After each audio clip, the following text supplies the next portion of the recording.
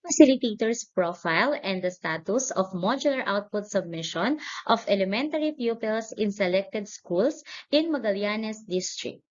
Proponents: Geraldine S. Constante, Master Teacher 2, Kristoni M. Del Mundo, Teacher 2, Mary Jane D. Icasiano, Teacher 1.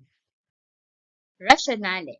Before the pandemic erupted, teachers were used to face-to-face instruction, and the submission of output was not complicated because it was given directly to the concerned teachers. By that time, communication was not that easy, but teachers were able to remind learners once in a while, were able to give call slip or even visit homes. On the birth of new normal where physical classroom interaction is not possible, education implementers, school heads, and classroom teachers were advised to be innovative and resourceful in order to carry out the mandate of 1987 Constitution Article 14, Section 1 and 2 that stipulates the right of Filipino youth to quality educational. Learning continues with alternative delivery modality, there are still growing concerns with the implementation and other technical issues that need to be addressed, particularly in areas with minimum technology or no means at all.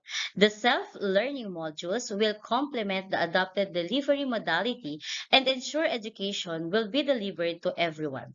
This means para teachers or our home facilitators will guide the learners in the learning activities, specifically key stages 1 and 2 were mostly dependent when it comes to instruction. Key literature. The information from different literatures and studies were important in shaping the purpose of this study. In the definition of Richter, she mentioned that there are collective consensus on the importance of learning tasks in facilitating effective learning, for it is the point of interaction between the learner and its learning environment, and from this, the learners are encouraged to get involved and focus on the learning topic. Since the prevailing delivery modality has transferred some of the teaching responsibilities to the home facilitators or the para-teachers, it is important to look at their profiles because there are recurring concerns about student engagement, work completion, and accomplishment in elementary level in decades.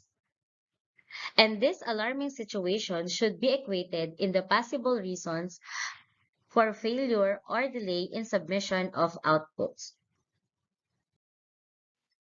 In addition, other demographic profile such as age, sex, socioeconomic status, and work status are included because the researchers believe that these could be factors in academic achievement.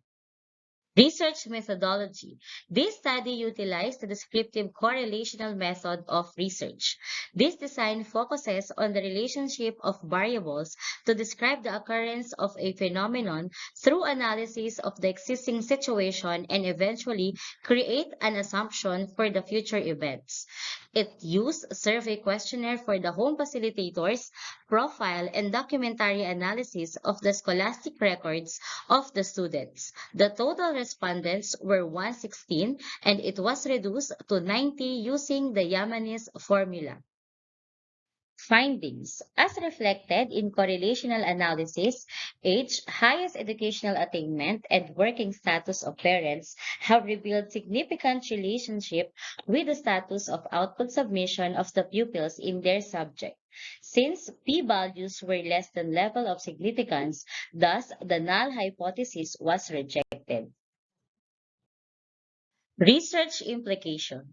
This study was limited to the status of output submission retrieved from the school records of the pupils in selected schools and the demographic profile of their parents or home facilitators. Conclusion and recommendation. As revealed in the results analyzed, the gender, highest educational attainment, and working status of parents have significant effect on the status of submission of the pupils, which might bring good results on the academic performance of the students. As a result, the school should also consider programs that would complement and sustain parents in assisting the child under their care specifically on the aforementioned variables. Finally, an in-depth study of the topic under investigation is also suggested to other researchers to further validate the findings of this research. These are the references used by the researchers.